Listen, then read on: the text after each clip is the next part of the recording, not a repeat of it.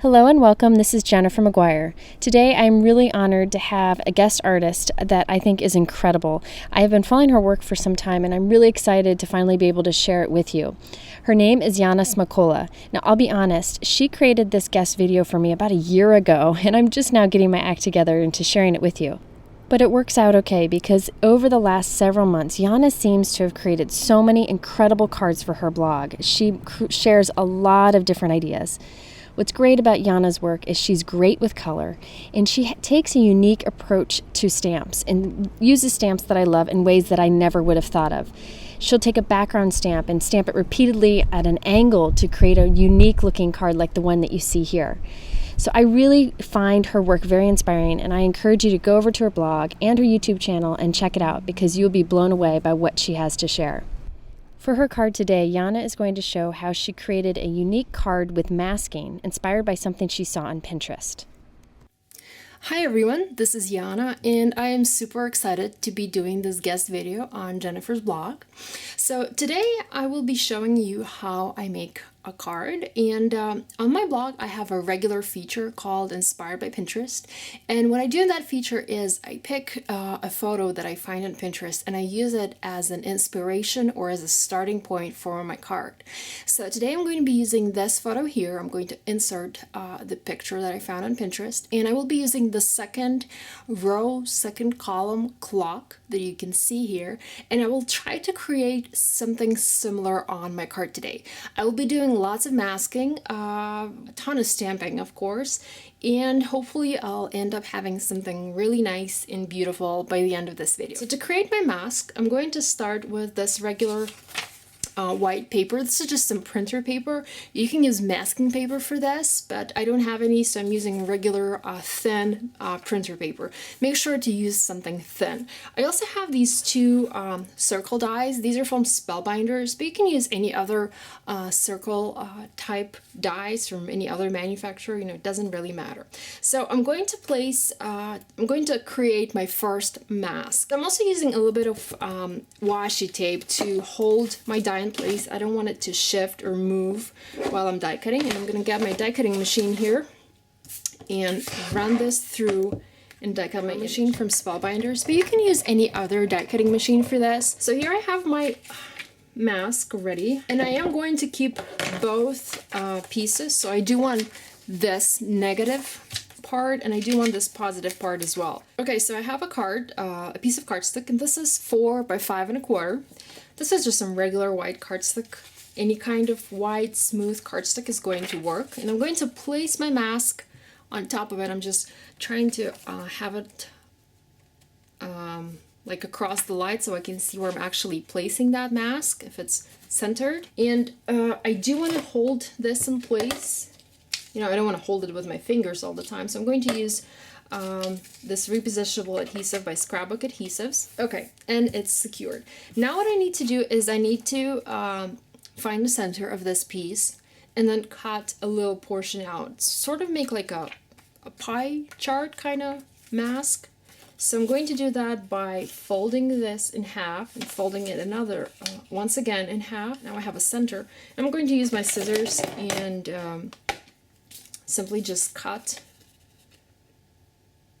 a fraction of this circle, and this goes in like that. So now I'm able to layer my two masks together, and I'm able to stamp on this only portion here. Okay, so I thought that this mask that came from this piece might be just teeny tiny bit too small, you know. So I picked another die, just 1/8 of an inch larger than the one I used for the circle here, and I cut another circle. So I'm going to actually use this mask, but before I do that, I want to mark the center of this circle here so that I'm able to layer this mask, you know, exactly as planned. And I'm also going to be using the repositionable adhesive to hold this mask in place. So I'm actually going to go ahead and do that.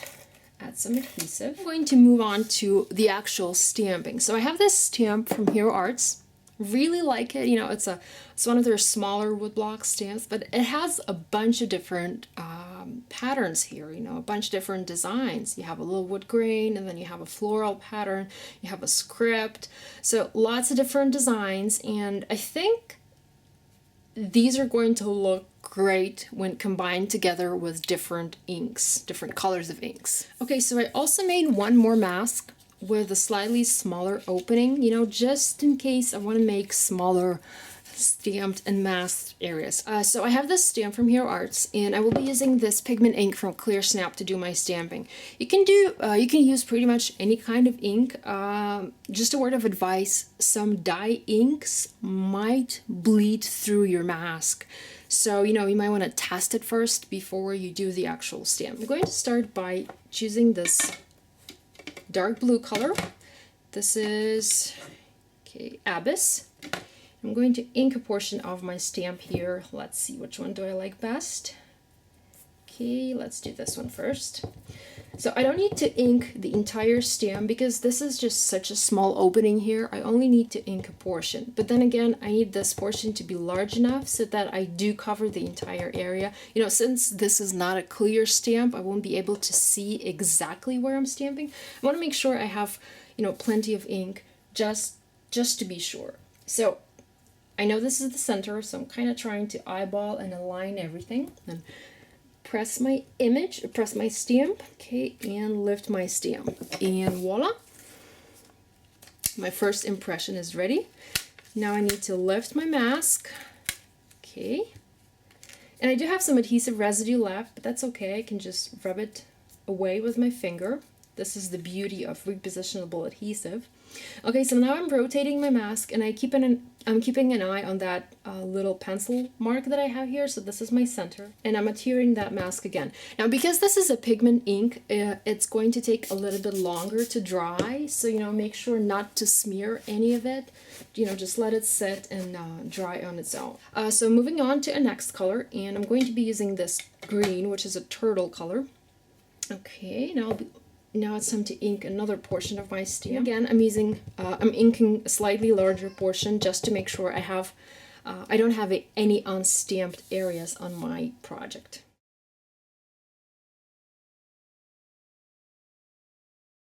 You know what? Let's try to do the next portion a smaller one. Okay, let's use brown ink for this, and maybe this wood grain area here.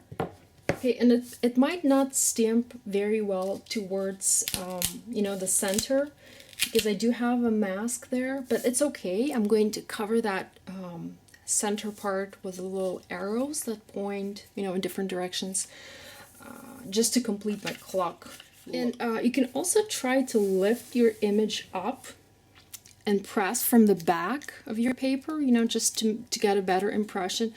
But this is a risky business, I must say. You know, you might move your stamp, and you know, you might mess everything up. So, you know, be careful when doing that. So this constant inking and stamping and cleaning my stamp got me thinking that you can actually try to create like a custom ink pad. You know, have it in a circle, like a circular ink pad, and ink it up with all the colors that you want to use. I'm sure Jennifer has a few videos on how you can do that, you know, how you can create your own custom ink pads, and that should make all of this easier and faster. Okay, so my mask is getting too dirty, you know, all of that removable adhesive has a bunch of ink on it, so I'm going to set this aside and use the other one that I had, but I did increase the opening here, so it's about the same size that I already have, and I'm going to continue using this one for my masking. I'm just going to rub off that colored adhesive and continue as I did before. And for my last piece, my mask is too big, so I'm going to place it on top like so. Okay, and then I'm going to use this other piece that I had. Okay, and I'm going to use it to mask the rest of this area here. And stamp as usual. Okay, so here is my stamped background, and I'm going to remove this top mask, and I'm going to reveal my circle. So now I have this die set from Spellbinders. It's called Shoot. It's from their Inspire line. And I'm going to use a couple of arrows from here just to create these sort of like arrows for my clock. And I'm going to use some black cardstock to cut these out. So I think maybe I'll cut a few out, you know, just in a few extra out just in case, and see how that goes, and then see if they work well together. Okay, so here I have my little arrows already cut out, and I'm going to place them something like this. Somewhat like this. I also want to make them a little bit more dimensional, so I'm going to be using some foam, and I will cut identical arrows and adhere them together, and I'll show you what I mean here in a minute. Besides that, my inspiration image has a little like is framed in white plastic, so I'm going to use my Spellbinders dies, these circle dies, and I'm going to cut out a white frame. So here I have a piece of cardstock, and I've already added some double-sided tape to one side of it, and I'm going to cut out one piece from here, and then I'm going to add some double-sided tape to my foam, to my craft foam, and die cut another frame out of foam and adhere those together to create some dimension and sort of like a solid type frame around my clock. And the reason I'm adding double-sided tape to both of these pieces is that I can adhere my cardstock to my foam and then adhere it to my cardstock without any problem. So that this way I won't need any additional adhesive. Before I start any die cutting, I need to place my dies together, you know, like, and secure them together so that they die cut the same frame, or so they have the same spacing for the both elements that I'm going to cut. So I'm going to add a little bit of washi tape here to hold them in place. Okay, and I'm going to position this on my foam and send this through my die cutting machine.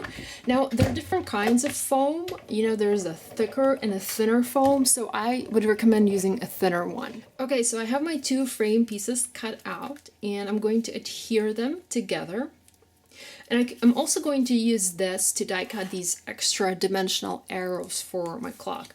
But because I don't have any adhesive on the back of these, I'm going to add just a little bit of adhesive, of double-sided tape to my foam.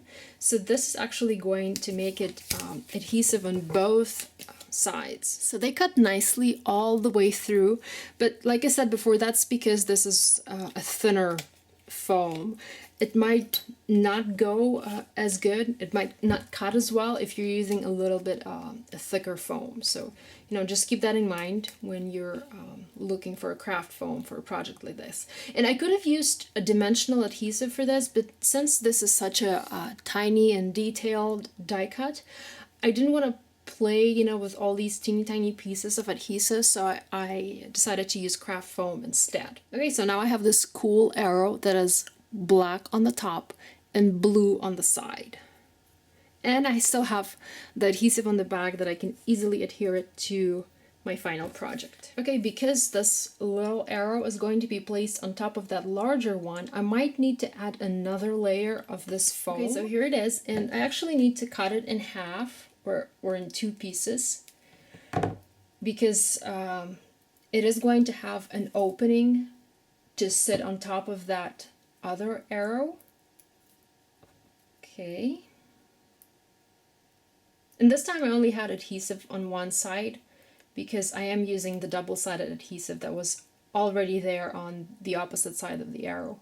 I hope I'm not confusing you very much with all of this extra adhesive. So I'm cutting a little piece of that arrow off just to make room for this. Okay, arrow. So now this is like this has actually 3 layers, 2 layers of foam and then 1 layer of cardstock, and I can just slide it in like so, you know, like 2 pieces of Lego, I guess. Now I'm going to take my cardstock frame, remove this protective sheet, and adhere it to my foam frame. Okay, so my clock frame is ready, but it seems that I didn't have the stamped exactly in the center. So I'm going to take my paper trimmer and I'm going to trim just a little bit of this paper here. And now I can adhere my frame and then add my arrows to my clock. Now for my sentiment, I'm going to use this stamp set from Neat and Tangled, and I want to stamp slow down and enjoy life. I actually changed my mind and decided to go with the stop and enjoy life instead of slow down. Now for my card base, I decided to use this dark green cardstock from Simon Says Stamp, and I think I'm simply going to adhere this stamped panel directly onto this card base. Because my background is a bit dimensional, I'm going to apply adhesive, double-sided adhesive directly to my card base. So I think that this finishes up the card for today. I really hope that you enjoyed this little idea and this little video tutorial. I'm very thankful to Jennifer for inviting me to be a guest at her blog, and I do hope you will see me again sometime. Thank you so much. Please be sure to click like, comment this video, and share it with your friends. And if you're looking for a supply list for this card, you can find it below in the video or on Jennifer's blog. Thank you. Thank you, Yana. And everyone, if you're interested in seeing more of Yana's work, I will link to her blog and YouTube channel. She makes some of the best videos out there. If you're interested in the products she talked about, they're linked below in my YouTube description and over on my blog. Thanks so much for watching.